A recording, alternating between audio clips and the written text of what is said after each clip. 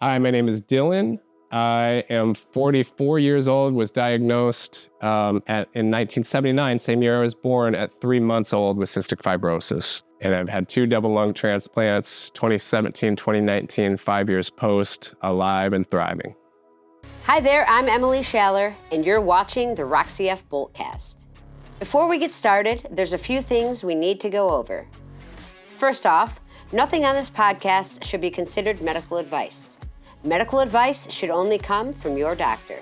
Views expressed on this podcast are solely opinions of the guest and not necessarily opinions of myself or the Roxy F. Foundation. Enjoy this episode of the Roxy F. Boltcast. This episode of the Roxy F. Boltcast is sponsored by Viatris. Okay, I'm not good at math. You're 45. Yeah, 44. Let's go. I'll be 45 next month, yeah. Okay, so remind me your family history. Do you have any other family members with CF? And did you have siblings? I can't. Yeah, I have a younger brother, 2.5 years younger, who does have CF. Okay. And my mom was diagnosed with CF at about 60. That's right. So yeah, so all throughout, life until then, we just thought my parents were carriers, but she was diagnosed with CF, just a really mild case at about 60. Because we're obviously going to get to transplant and what led up to that and when that occurred. But would you say high school is when you first noticed that okay, maybe my health is a little different than others? I know obviously you know that when you're getting chest percussion. So yeah, it was high school for sure. Grade school, I kind of questioned whether I even had it. You know what I mean? And then middle school was like, all right, I probably have it. And then high school was like, no, I definitely, I'm in here in the hospital. I've got it. That's a good way to put it, right? Because same, as a kid, I was so active. I was like, I don't even have this. Star in basketball, and then I couldn't keep up, and my career shattered. Oh man! I'm glad you had Emily, art to fall back on. What we would have become if not, you know what I mean? You would have been Caitlin Clark, and you know what I mean? Exactly. When did it really get bad? I know you studied art in college, right? Maybe I guess let's talk about post high school, and then go into your health and declining and the need for your transplant. Right. College did pretty well. We were talking about the vest, that didn't come out till I think I was a sophomore or maybe junior in college. And so, I just didn't, it was such an awkward, am I going to ask my roommate to clap on me? Right. I still did the aerosol, still did Toby, still did, but it was a tough, so that vest was really helpful in that regard when I didn't have somebody around to, clap on me. So maintained, some hospital stays, got out of college, went to grad school in New York. And, I had some dips and some, hospital stays here and there, but was able to, finish grad school, got married, had 2 kids. And it was really at that point, I remember even a year after my second, I have 2 boys at 2009 and 2011. And then even a year after that, everything was still kind of, I had kind of got to baseline at around 45% for years. And it was staying that way. And then it was about a year after our second one was born that the way my lung function was dropping, it was, after now that I was married, after now that I had 2 kids, it really, really did a number on me, on mental health, because it was okay, not, why now? You know what I mean? It was, a lot of things compounded at once. And so talk about transplant started, probably about 5 years before I was transplanted, but that that discussion was so heavy, in my mind, because it was we all try to fight that off as long as we can, and I did, and in the end fought that off till I was 37. So they, called one night, and we were in the middle of dinner, and they're like, she's like, "What are you eating?" And I'm like, "Do you have something to tell me?" So that was that. Yeah. And they had lungs. And so we drove 4 hours that night. About midway through, they call in and go "Are you really coming here?" And I'm like, "Yes, I really am." So I'll be there. Made it there, got transplanted the next day. You get this transplant and you might have some good years ahead, right? The kind of thought of I have CF, it just is what it is, that to some degree goes out the window, or it did for me with kids anyway. It's all right, now I got to fight at a different level, and I got to contend for healing in a in a different way when other people and other lives are involved, specifically kids for me. Yeah, we had to do in vitro. And I remember the ride home, I hadn't thought about this at all, but the ride home and kind of like getting back, I was sort of overwhelmed with a feeling, just in the complexity of like, oh, what have we done? Like, I don't know how long I'm gonna be alive. Like, that just really sort of flooded me. And I think before I was just consumed with the thought of like, is this even possible? And then when it was clear that it was possible and it was going to happen, the emotion sort of flooded in like, oh my gosh, what do I do now? So. Oh my gosh. So yeah. That's heavy. Yeah, really heavy. I want to know like what's going through your mind, and then you eventually go under. How long was the surgery and recovery? And then how did you do with that first set of lungs? 3 months post, they released me from rehab, and I'm, which was tricky because I was in St. Louis. My family was in Kansas City. So, that was a little bit tricky, those 3 months. But then once I was out, man, I was like, I was ready to climb every mountain, ride every bike, you know what I mean? Yeah. And started running really for the first time outdoors, like legit. And my lungs were great, and my legs were like, what are you doing? So yeah. And those lungs made it for about a year and a half. We moved back to New York City. I was feeling so good. It's like, hey, let's go back, here. So we moved the family there, got them in school, everything. And right then, right before, like the week before we moved, they find rejection in those lungs. And so, between going back there and then the first appointment in New York City was, you're probably looking at a second transplant. And so, I mean, within the space of 6 months, from June to November, my lung function goes from 95% to 10%. Yeah, that's an incredibly drastic drop. Yeah. I remember you getting sick. I didn't realize it was that quick and that intense, I had fought off transplant my whole life. I mean, I was trying to do what everybody was trying to do and fight off till modulators come, until there's, hope in terms of other drugs and other ways. I was trying to do that. And so that was part of the mental thing that was crushing. You know what I mean? I was like 2 years away, year and a half away from some of the modulators coming out. So that was part of the struggle. Like, oh, I'm so close. But, when I woke up, I wrestled with that until I went under for surgery. And when I came up out of that, I don't know how I would describe the peace that you feel. Well, first of all, actually, the peace that you feel when you're in the waiting room for surgery and before you go in.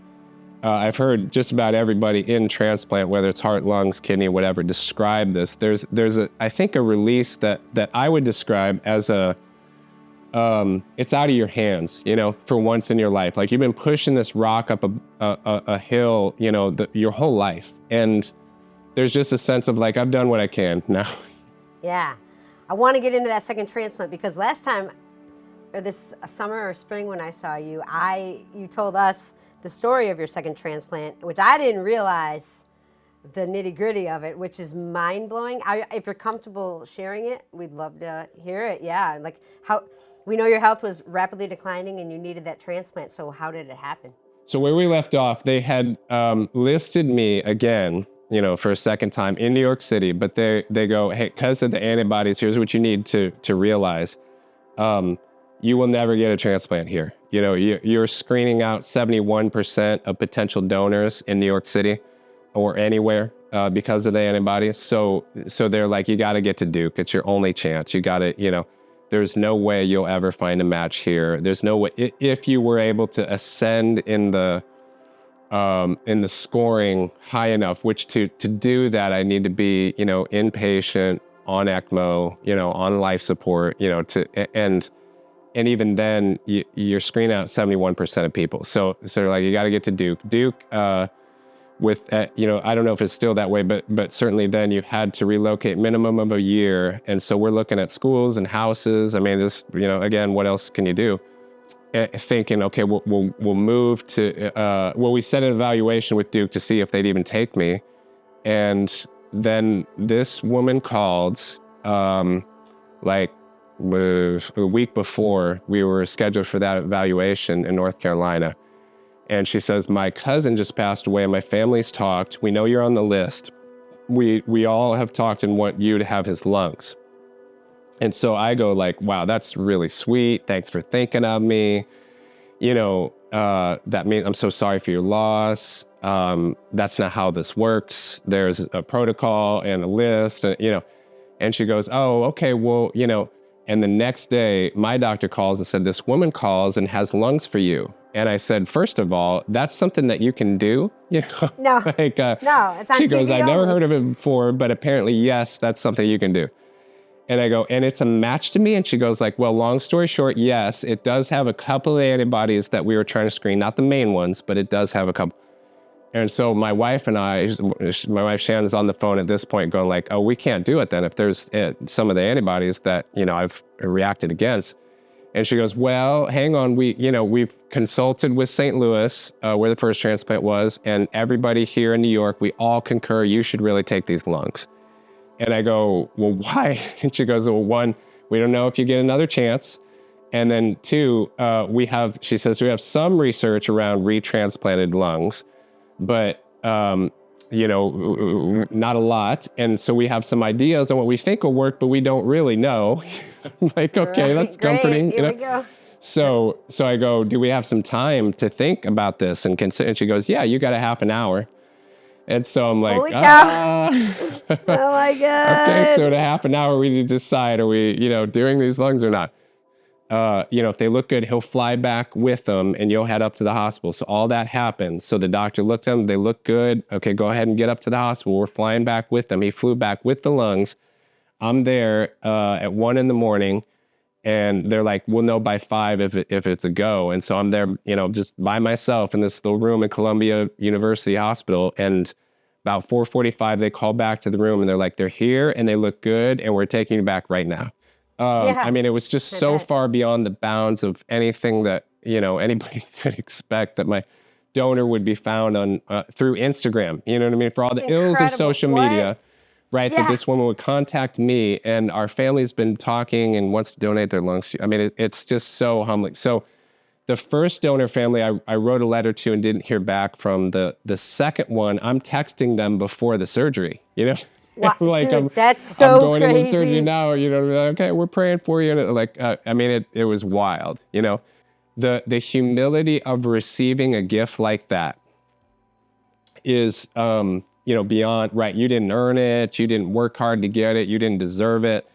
And everything that bubbles up within our Western, American mind, I got to earn, prove, do, strive, and here you receive a gift that you could not possibly earn. It's not up to me. And that's a beautiful thing. But then waking up out of, I wouldn't know how to explain other than there's a scripture somewhere in Psalms that says better is one day in your courts than 1,000 elsewhere. So in other words, better is one day living kind of the fullness as you've been destined to live than 1,000 sort of mitigated, managed, And that's sort of how I felt. I mean, I didn't know what it felt like to breathe fully ever, So I think, and everybody would describe this in a different way, but I think that the peace that came with that, to be able to like run and play with my kids, whereas before they were getting this sort of managed version of me that, I couldn't, I tried to go out and play baseball with them or whatever, but it'd be so like, I'd have to lay down, you know what I mean? And like, I could only play for a little bit. So to kind of go full throttle with them was quite a surreal feeling. So I know you talked about art maybe in high school, but when did you actually feel like, okay, this is not only something I love doing, I'm great at it, but it's helping you get through these tough times? So did it take your mind off of it? I know you use it as a tool to showcase your feelings and what you went through. So just bring us into that world. Yeah, for sure. I think, high school, I started to get a little more serious about it. And it was a bit of an identity thing, as everybody has some version of like, okay, this is where I feel like people see me a little bit and all that, I did well in it, and not till I got to high school, I had some actual art classes, really for the first time in my life, and it was a great high school for art. And then I saw that there was a possibility of art schools. I didn't really know about that before, so I visited some of those and I did the Chicago Art Institute for a summer high school program and things like that. I just started to entertain, like, okay, this is probably my path, and touring all these schools and just seeing, like, okay, for college, you can just show up and here's your studio with an easel and you just paint for college. I'm like, I want to do that, And I'm not sure, so many things we could say about this, but I don't know if I would have felt permission to do that without CF. I don't know, I think there was this sense of, like, I don't know how long I'm gonna live, and I'm gonna go for it right now, and do what I want to do. I did not create anything related to my health directly until I was listed for transplant the first time. And so when I did, again, perhaps not surprisingly, it was like the floodgates of stories and symbols and, nuances within it all to speak to. So I started to bring in, like, biological imagery of lungs and blood and phlegm and all this. And I kind of couldn't stop the flow after that. And I was doing sculptural stuff at the time, but it kind of transitioned more into paintings, collages. And that's kind of what I've been on this track, like, for about 9 years. And the medium that made the most sense to me, of all the mediums that I could possibly use, and I had used a little bit of before, was glitter. And,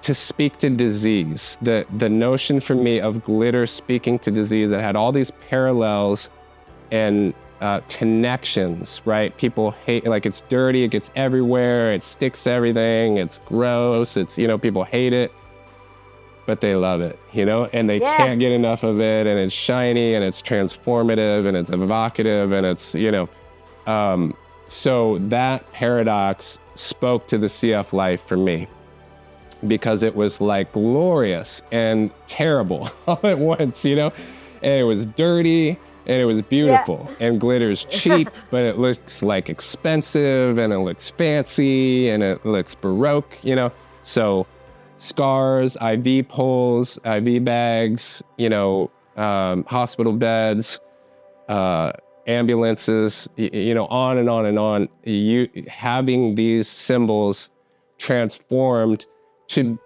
sit in the tension of which they are, which is the very things that saved me and save us. You know what I mean? Like, I'm so thankful for scars and medicine and pills and IV bags, though we all hate them.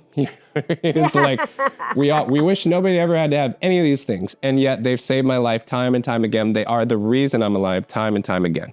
So it sits right in that tension, and bathing them in glitter is this sort of, I'm trying to simultaneously recognize and not be in denial about the kind of the trauma that is loaded within all the images, and celebrate the joy that they have brought in literal life and hope where there would thought to be none.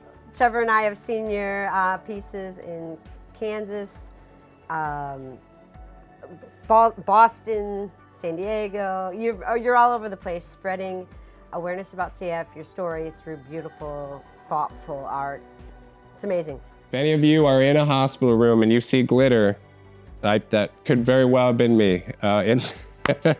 If I'm anywhere and I see glitter, I'm like, yeah, that's right. Let's talk about the difference in what you've been able to do since. I know traveling, you just got back from an amazing trip, more art, training for a marathon. Like, how much are you enjoying life right now? Again, I could not have described this to myself pre-transplant, like what it would be like to think about running a marathon, to think about, it's all ludicrous to be here now. My kids are in high school and middle school, been married for 19 years. I've been full-time in art for 9 years, placing things at hospitals, pharmaceutical companies, clinics, museums, galleries, wherever around the world. It's really humbling, and exercise has been a huge part of it, running increasingly. We joke all the time about how I'd say I don't like running, but I do like I do like the feeling that just the overcoming of all this. I mean, being able to do it one is like, I mean, whatever, so many times easier than do it before, but like, but the symbolic thing of like, doing a half marathon, doing a marathon. I mean, it's from going from I can't walk to the door to I mean, it's just ridiculous. So it's unbelievable. And do you have thoughts during those long runs? I know I do when I'm doing long training runs, and sometimes during a race, like to keep my mind off, oh God, this hurts. It's like, holy shit, like you kind of replay some stuff you've gone through and like some bad days. You're like, look at me now, just out here kicking butt. And for you, it's got to be like even more like not motivating, but kind of your drive and like, man, look at this. This is crazy. When I have that thought like, oh my gosh, mile 18 is so hard for me. Like, what am I thinking? Mile 18 is so hard, so. Did you ever think you'd run a marathon? No. Did you ever?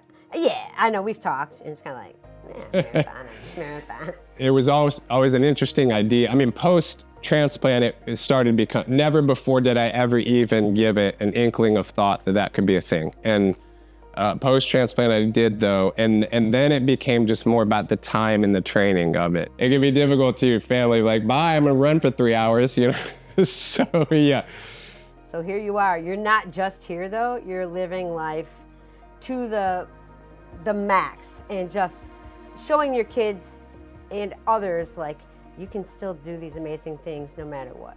Yeah, for sure. For sure, yeah. Yeah, we drag them like everywhere. I hope they don't hate travel in the future. I think they'll like it. I think they'll be addicted to it. But it's, but yeah, I could see that we're like, what I mean? He drug me all over. I'm gonna stay put now. Or nothing will be interesting anymore, like in 10 years, like I've been to Morocco. I was just gonna say I had to ease up on art with them because when they were littler, I'm like bringing them to every museum and everything. And so it's like, you wanna go to a museum now? No! I'm like, okay, I don't want you to feel that way about art, So I've eased up a little bit, try to like see when they actually wanna see something. There we go. Since transplant, you faced down some pretty scary times. Like what would you share with the community, especially younger kids maybe, to provide them with a little bit of, not inspiration or hope, but just something, right? Well, right, yeah, inspiration, hope, something. It was not conceivable to us when we were little that there would be a thing like modulators. It wasn't conceivable that there would be, even transplant. I mean, the first lung transplant single was 83, double was 88, I think. I mean, I was born before that stuff. Like I didn't, so I think again, hope past hope, like hope beyond what is reasonable to expect, just on the fact that we don't know what advancements will be made. And specifically to those in, developing countries, we don't know what will be made available, keep pushing. Because I think that's where, I mean, we all, just the humanness of it, man, when you're in, year 23 of doing chest treatments, I mean, it's just a slog. And so to kind of keep going, every single one of those mattered, in the long run.